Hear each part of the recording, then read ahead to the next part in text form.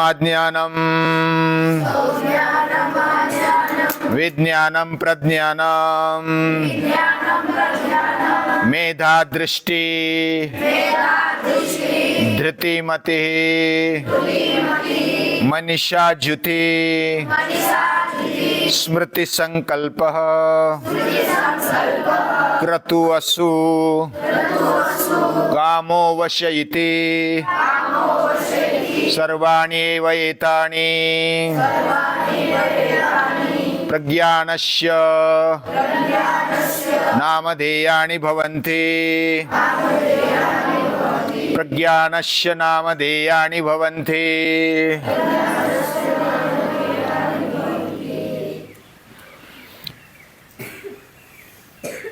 एक बच्चा जवानी में आ गया और उसके मन में बहुत सारे विचार आते थे। मैं ये करके देख सकता हूँ, वो करके देखूँ, ऐसा उसको लगता था और उसको हिम्मत नहीं होती थी, लेकिन वो सोचता था। वैसे हम भी बहुत सोचते हैं, लेकिन सभी नहीं करते। और वो भी सोचता था। एक बार क्या हुआ, एक भैंसों को पालने वाला वह देखा उसने, और वो रेड़े पर बैठा था। रेड़ा मतलब वो भैंस का बच्चा, उस पर आराम से बैठा और बाकी भैंसे भी चल रही है, वो भी चल रहा है। उसको भी ऐसा लगा कि मैं भी बैठूं, कभी भैंसे पर बैठना चाहिए। और उसके सींग भी ऐसे थे, यानी ऐसे पूरे सीधे और बाद में फिर थोड़े टेढ़े गोल। उसको ऐसा लगा कि इसका आकार भी अच्छा है, मोटरसाइकिल जैसा ऐसा सींग पकड़ेंगे और बैठेंगे। हाँ, मुझे तो कोई अभी तक देखा नहीं था, और देखा तो उसको ऐसी आइडिया आ गई। अभी वो भैंस वाला उस प्रदेश में आया था और कुछ दिन उधर ठहरा था। हर रोज उसके घर से नज़दीक से निकलता था। कभी रेड़े पर वो बैठता, कभी नहीं भी बैठता, कभी पाँव पाँव चलता। लेकिन वो रेड़े को देखकर, यानी महिष को देखकर, उसको ऐसा मन में हर रोज आने लगा। एक दिन आया, 2 दिन आया, 8 दिन आया, 15 दिन आ गया। अरे उसको लगा कि कभी ट्राई करके देखना चाहिए, बहुत मजा आएगा।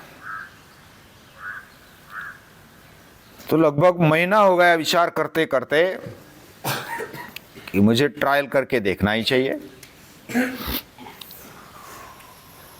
अभी 1 महीने के बाद उसने क्या किया, भैंसे जा रही थी और रेड़ा योगायोग से पीछे रह गया और वो आराम से चल रहे थे। भैंस आराम से चलती है, उसको कोई ज्यादा जल्दबाजी नहीं होती। उसने विचार किया कि आज चांस है, कर लेते हैं। महीने से विचार कर रहा था, अभी ट्रायल करना ही चाहिए। तो वो बाहर निकला और कूद लगाकर बैठ गया। उसके पेट पर बैठने के बजाय सींग हाथ में आने चाहिए ना, तो वो गर्दन में बैठ गया। उसकी जो गर्दन थी उसके ऊपर बैठ गया और सींग हाथ में पकड़ लिए। अभी वो भैंसे को लगा कि ये तो अचानक क्या हल्ला हो गया मेरे पर,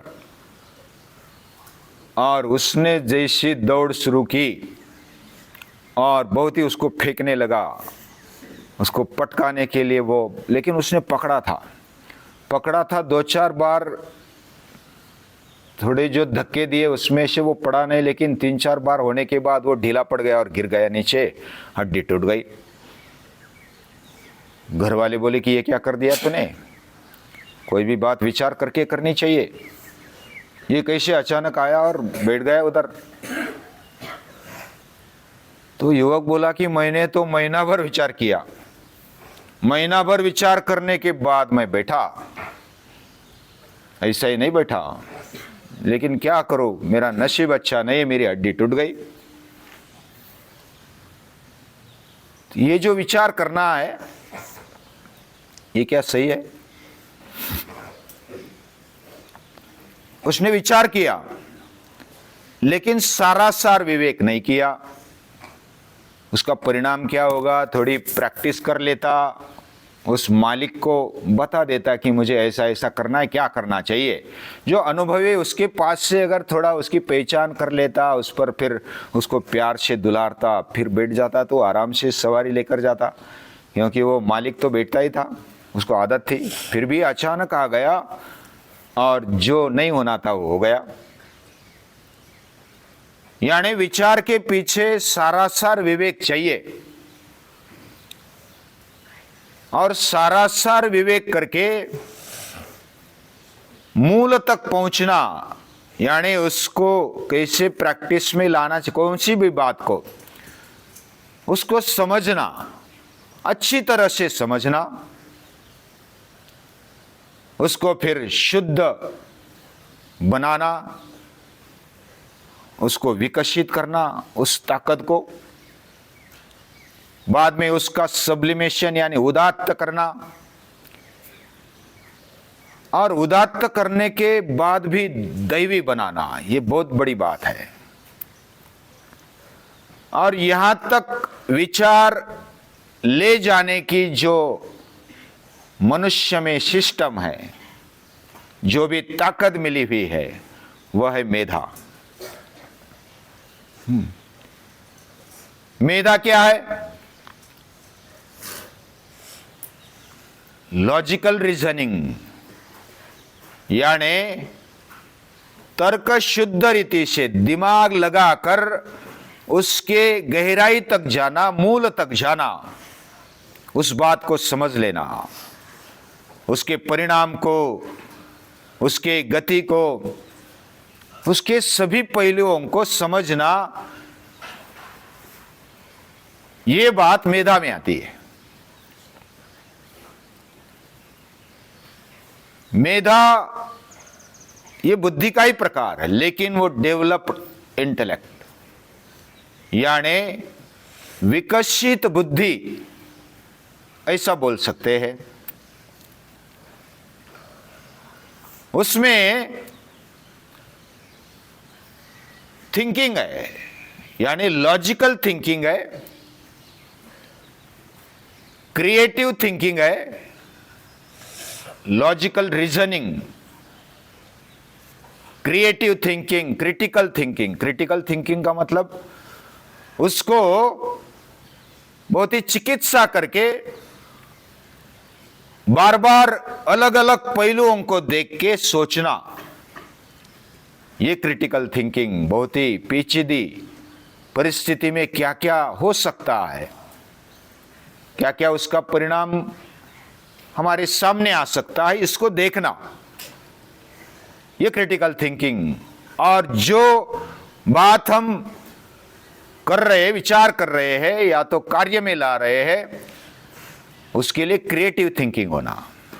क्रिएटिव मतलब हम जो भी कर रहे हैं, विचार कर रहे हैं, कार्य कर रहे हैं, उसका परिणाम वो क्रिएटिव होना चाहिए, रचनात्मक होना चाहिए, और विवेकपूर्ण गहराई तक घुसना, ये बहुत जरूरी है। ये मेधा करती है। मनुष्य में ये ताकत दी हुई है, लेकिन उसको डेवलप करना पड़ता है प्रैक्टिस के साथ। यानी हम जन्मे हैं, और जन्म के साथ साथ हमें एक जीवन में एक बात है कि कुछ करे बिना, किए बिना हमारा जीवन नहीं है। यानी हमारे पास ऑप्शन नहीं है कि हम करे या न करे, वैसे ही बढ़ जाए, ऐसा जीवन में ऑप्शन नहीं है। नहीं कश्चित क्षणम अपि जातु तिष्ठत्य कर्मकृत, एक क्षण भी हम कर्म के बिना नहीं रह सकते। ये जीवन जो मिला है, अभी जन्म मिला ही है, किसकी इच्छा से मिला, कैसे मिला, वो अलग बात है, लेकिन अभी मिला है। मिला है तो कर्म किए बिना छुटकारा नहीं है, ये गीता स्पष्टता से बताती है। अगर कर्म करना ही है तो विचार करके करना चाहिए, और केवल ऐसा अंधाधुंध विचार करके उस युवक के जैसा करना, ये तो बस अंधाधुंध विचार हो गया और बस कर दिया, मन में आया और कर दिया। सारा सार विवेक होना चाहिए। और ये जो विवेक आता है वह हमारे कार्य को सही बना देता है। यानी जो भी कार्य करे बुद्धि से करे, भक्ति में भी कितना पूजा हो, भक्ति हो, वो भी बौद्धिक दृष्टि से परख करके करना चाहिए। लॉजिकल थिंकिंग, लॉजिकल रीजनिंग होना चाहिए, तब उसको बेस आता है, यानी फाउंडेशन अच्छा होता है। और विचार में इतनी ताकत है कि वो हमारे जीवन को दिशा देता है। जीवन में ऐसा ही जन्मे और विचार आ गया, सिर्फ खाने पीने का विचार आ गया और वो कर लिया, इतना ही विचार काफी नहीं है। विचार अगर करना है तो सभी पहलुओं को विचार करना पड़ेगा। यानी एक तो भौतिक लेवल पर, भौतिक लेवल पर मतलब हम जो व्यवहार कर रहे हैं, खाना है, पीना है, या तो उठना है, बैठना है, जो भी वस्तुओं का लेन देन है, ये भौतिक चीजों का व्यवहार होता है।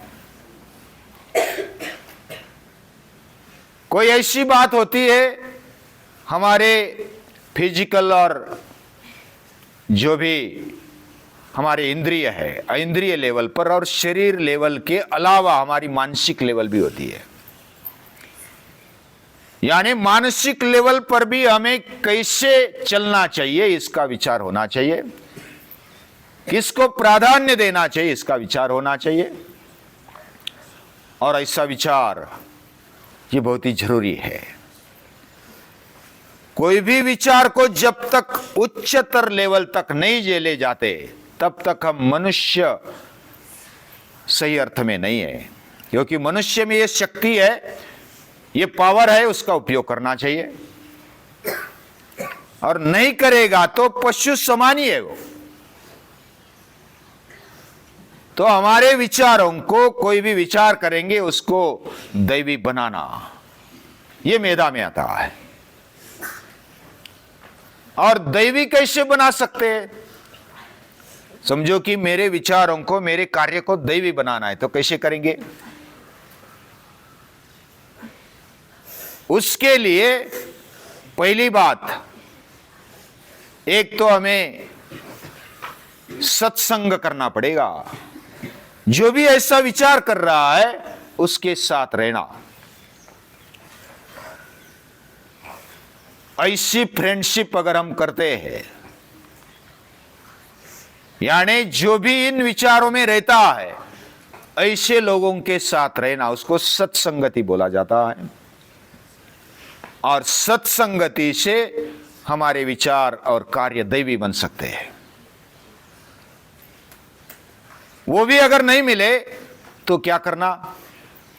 जो भी पवित्र या तो दैवी ऐसे विचार है, जिधर भी ग्रंथ में है, पुस्तकों में है, या तो जिधर भी मिलेंगे उसको हमें अभ्यास के साथ ग्रहण करना चाहिए। उसके लिए स्पेशल अभ्यास करना चाहिए, यानी मेहनत लेनी है अभ्यास के द्वारा या तो साथ में रहते हुए। ये दोनों उसके लिए पर्याय है। आज की लगभग समाज में देखेंगे तो सभी संस्थाएं मतलब जो भी सोसाइटी है, समाज संस्था है, वो भी इस प्रकार का शिक्षण नहीं देती। हमारे बुद्धि ने योग्य सोचना चाहिए। कोई कोई सोचते हैं लेकिन नकारात्मक विचार आ जाते हैं, कोई कोई सोचते हैं तो डिस्ट्रक्टिव यानी कि विनाशात्मक विचार आ जाते हैं। यानी आतंकवादी भी दिमाग लगाता है, कोई निराश होने वाला भी दिमाग लगाता है कि, लेकिन कैसे लगाता है? आत्महत्या करने के लिए वो सोचता है। ये भी विचार है, उसको क्रिएटिव थिंकिंग नहीं बोलेंगे। विवेकपूर्ण विचार होना चाहिए। नकारात्मक विचार है उससे दुख आएगा। और दूसरा डिस्ट्रक्टिव यानी विनाश के लिए विचार है। किसी को मैं बस खत्म कर दूंगा, मुझे गुस्सा आ गया, क्या करूं, बस खत्म कर दो, यानी ये डिस्ट्रक्टिव विचार हो गया। विचार भी है, लेकिन यह विचार एक तो नकारात्मक दुख की ओर ले जाएगा, विनाश की ओर ले जाएगा। ऐसा विचार ये मेधा नहीं है। मेधा है स्पेशल विचार करने की बुद्धि है, और ये सोसाइटी में नहीं मिल रहा है, समाज में नहीं मिल रहा है, कुटुंब में ये विचार नहीं मिल रहा है कि हमें योग्य सोचना चाहिए, दैवी सोचना चाहिए। कोई धर्म संस्था भी आजकल नहीं दे रहे, सिर्फ भजन करो, कीर्तन करो, नमस्कार करो, प्रसादी दे दो, कुछ दक्षिणा दे दो, बस हो गया धर्म। शिक्षण संस्था भी बस पेट भरना चाहिए, नौकरी मिलनी चाहिए, चौकरी मिलनी चाहिए, इसके पीछे लगे। तो ये विचार केवल मटेरियलिस्टिक है, और ऐसा विचार करना ये संकुचित विचार है। हमारी बुद्धि मेधा कब बनेगी? उसको मेधा बनने के लिए जब तक वो दैवी नहीं बनती, जब तक वो उच्च विचार नहीं करती, तब तक वो मेधा नहीं है। मेधा को बनाए रखने के लिए या तो उस तक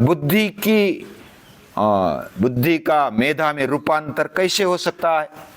बुद्धि तो सभी चलाते हैं, लेकिन मेधा चाहिए।